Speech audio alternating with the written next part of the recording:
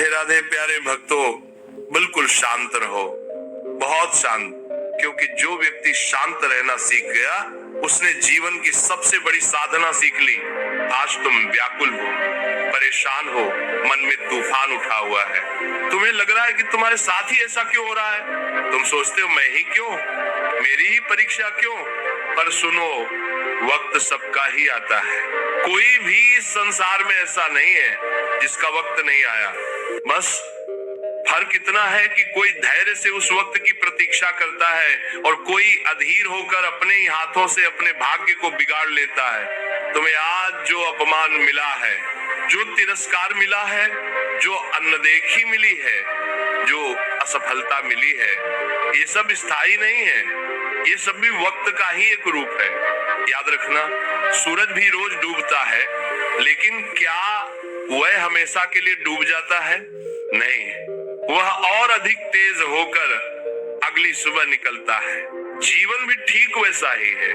आज यदि अंधकार है तो इसका अर्थ ये नहीं कि प्रकाश समाप्त हो गया, इसका अर्थ केवल इतना है कि प्रकाश आने की तैयारी चल रही है। पर तैयारी के समय एक बात सबसे जरूरी होती है, शांत रहना। जब तुम शांत रहते हो तब ईश्वर तुम्हारे भीतर काम करता है, और जब तुम घबराते हो तब अहंकार काम करने लगता है। घबराहट में लिया गया निर्णय कभी भी शुभ नहीं होता। आज तुम बार बार लोगों को देख रहे हो, कौन आगे निकल गया, कौन सफल हो गया, कौन नाम कमा रहा है, लेकिन तुम ये नहीं देख रहे कि उनका वक्त आया है और तुम्हारा वक्त अभी रास्ते में है। जो फल कच्चा तोड़ लिया जाता है वह मीठा नहीं होता, और जो फल समय पर पकता है वही रस से भरपूर होता है। ईश्वर तुम्हें कच्चा फल नहीं बनाना चाहता, वह तुम्हें ऐसा फल बनाना चाहता है जिसमें स्वाद भी हो, सुगंध भी हो और शक्ति भी हो। इसलिए वह तुम्हें समय दे रहा है, तपाने का समय, मौन सिखाने का समय, सहनशीलता सिखाने का समय। आज यदि तुम्हें कोई नहीं समझ रहा तो दुखी मत हो, क्योंकि जब भगवान किसी को विशेष बनाना चाहते हैं तो पहले उसे अकेला कर देते हैं। अकेलापन दंड नहीं है, अकेलापन प्रशिक्षण है। भीड़ में हर कोई चलता है, पर जो अकेले चलना सीख लेता है वही आगे चलकर पथ प्रदर्शक बनता है। आज तुम चुप हो, इसका अर्थ ये नहीं कि तुम कमजोर हो। चुप रहना कायरता नहीं है। शेर भी शिकार से पहले बहुत शांत रहता है। जो व्यक्ति हर बात का उत्तर देने लगता है वो अपनी ऊर्जा नष्ट कर देता है, और जो व्यक्ति मौन को धारण कर लेता है वह अपनी ऊर्जा को संचित करता है। याद रखना, ईश्वर शोर में नहीं, मौन में बोलता है। आज तुम भगवान से कह रहे हो, हे प्रभु मेरी सुनो, पर भगवान कह रहा है पहले तुम शांत तो हो जाओ ताकि मेरी आवाज तुम्हें सुनाई दे सके। जिस दिन तुम सच में शांत हो जाओगे उसी दिन तुम्हें समझ आ जाएगा कि जो कुछ हुआ वह तुम्हारे खिलाफ नहीं था, वह तुम्हारे निर्माण के लिए था। लोग तुम्हें तोड़ना चाहते थे पर ईश्वर तुम्हें गढ़ रहा था।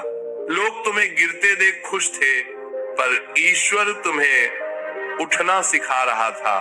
इसलिए धैर्य रखो, जल्दी मत करो, अपने समय से पहले कुछ पाने की कोशिश मत करो, क्योंकि जो समय से पहले मिलता है वह समय से पहले छिन भी जाता है, और जो समय पर मिलता है वह स्थायी बनता है।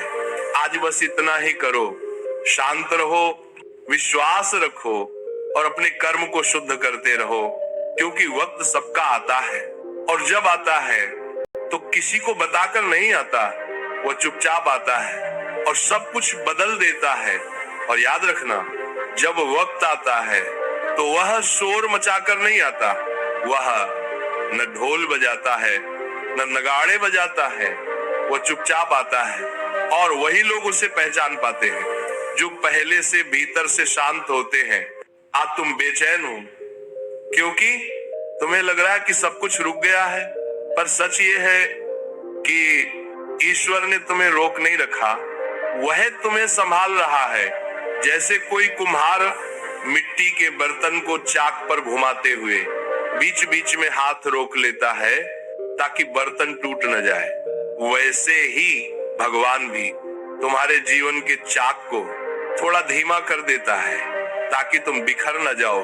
पर तुम ये समझ लेते हो कि शायद भगवान नाराज हो गया है। नहीं, कोई नाराज नहीं है, वो तो तुम्हें बचा रहा है उन चीजों से जिन्हें तुम अभी संभाल नहीं पाओगे। आज यदि धन नहीं है तो इसका अर्थ ये नहीं कि कभी होगा ही नहीं। आज यदि सम्मान नहीं है तो इसका अर्थ ये नहीं कि जीवन भर तिरस्कार ही मिलेगा। सम्मान भी एक भार होता है और धन भी एक परीक्षा होता है। भगवान पहले कंधे मजबूत करता है, फिर बोझ देता है, पर मनुष्य उल्टा चाहता है। वो पहले बोझ चाहता है और बाद में ताकत। यही कारण है कि बहुत लोग अचानक ऊपर जाते हैं और उतनी ही तेजी से नीचे गिर जाते हैं। तुम्हें गिरने से बचाने के लिए भगवान तुम्हें धीरे चला रहा है, इसलिए शांत रहो। जो तुम्हें आज हल्का समझ रहे हैं वे ही कल तुम्हारे वजन से दबेंगे, पर उसके लिए तुम्हें आज सहना पड़ेगा। सहना कमजोरी नहीं है, सहना सबसे बड़ी शक्ति है। जो सह नहीं पाता वो टूट जाता है और जो सह जाता है वही इतिहास बनाता है। आज यदि कोई तुम्हारी बात काट देता है तुम चुप रहो।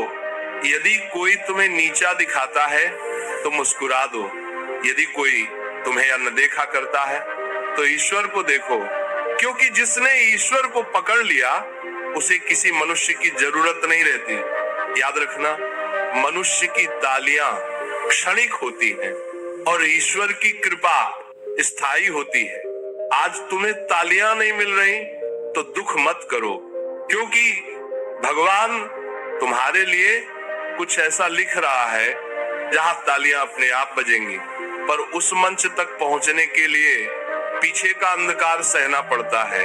कोई भी दीपक सीधे प्रकाश नहीं देता, पहले उसे जलना पड़ता है और जलने के समय कोई उसकी पीड़ा नहीं देखता, पर जब वह जल उठता है तो वही दीपक